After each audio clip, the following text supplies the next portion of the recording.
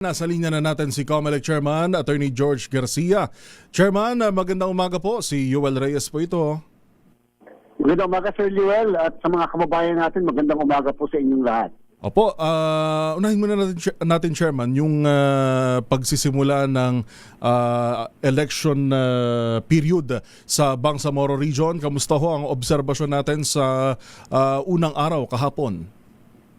Sir Joel, naging napakatahimik po, maayos ang ating pagpapatupad nung tinatawag nating gun ban, lalo na yung pagsiset up natin sa 105 municipalities sa 3 syudad, 6 na mga probinsya, kasama yung tinatawag na special geographic areas sa buong Bangsamoro ng ating checkpoint. So alam niyo po, wala kahit isang violator ang nahuli o na-apprehend ng ating Philippine National Police at ng Armed Forces of the Philippines. Ibig sabihin, doon sa 167 na checkpoints na ating inilatag sa buong Bangsamoro, Sir Joel, ay sumunod yung mga kababayan natin at nagtiyaga sila habang sila ay pinapahinto pansamantala sa mga checkpoint at nakikooperate sa ating mga law enforcement authorities. Doon po sa nabanggit ninyo, Chairman, na 167 checkpoints, meron bang katulad ba to kapag nag-e-election tayo dito sa yung regular elections natin, national and local, meron ding mga itinuturing na areas of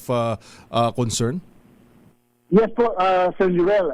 Mamaya po ilalabas natin yung mga tinatawag na areas of concern. Nakakategorize po siya into green, orange, yellow at merong red categories sa buong Bangsamoro. More or less merong 29 na red category areas, 21 dyan ay sa Lanao del Sur. Hindi po nangangahulugan na porket sila ay red category areas ay may recent o may latest na mga violence o kaguluhan na nangyari. Kung hindi pinagbabasihan po yung mga pangyayari ng mga nakakaraang panghalalan. And therefore, kaya po sila parang mas hindi minamatsagan ng ating Philippine National Police, ng Armed Forces of the Philippines at ng Philippine Coast Guard. Pero ngayon po, wala po talaga tayo na-monitor na kahit na anong gulo na magiging maaaring threat sa pagkukondak ng halalan natin sa September 14. Again, wala po kahit isa na na-apprehend kahapon na lumabag sa gun ban natin na pinatutupad sa buong Bangsamoro.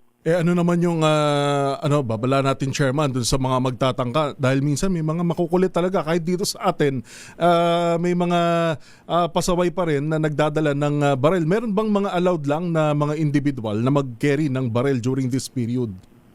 Una muna, Sir Joel, wala po tayong sisinuhin nung pong nakarang eleksyon ng 2025.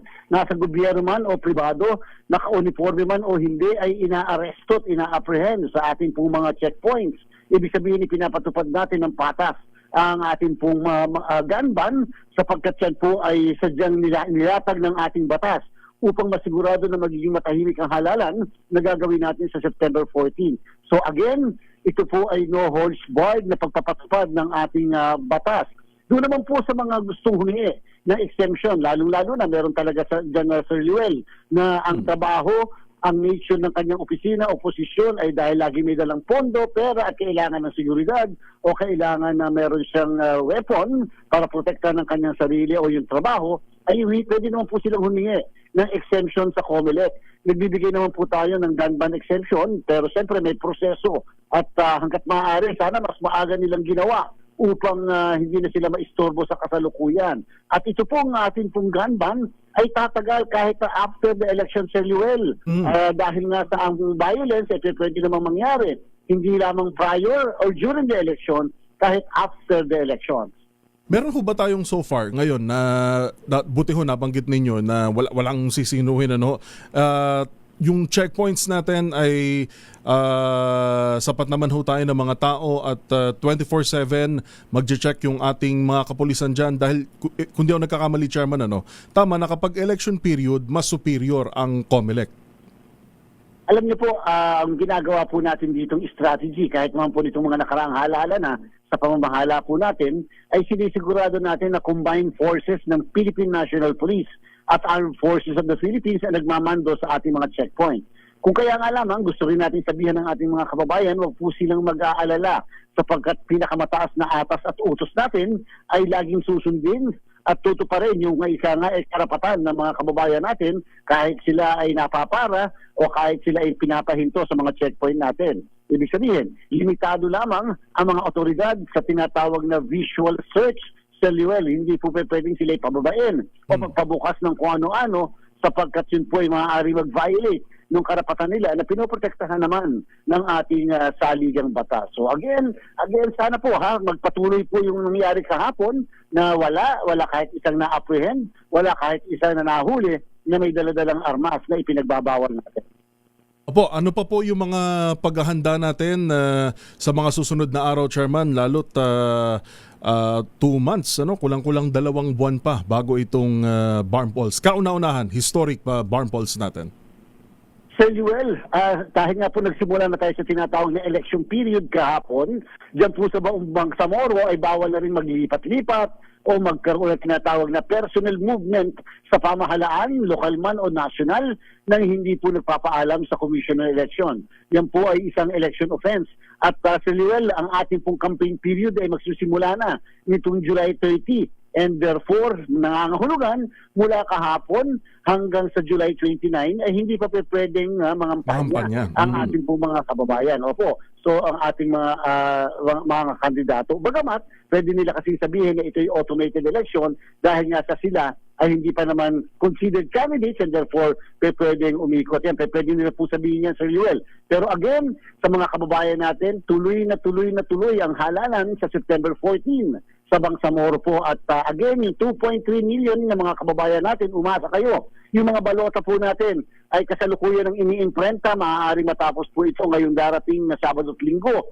At pagkatapos ay magkakaroon na tayo ng verification ng balota at later on, makakatanggap po silang lahat sa Luel ng tinatawag na Voters Information Sheet na magiging gabay nila pagdating ng araw ng eleksyon.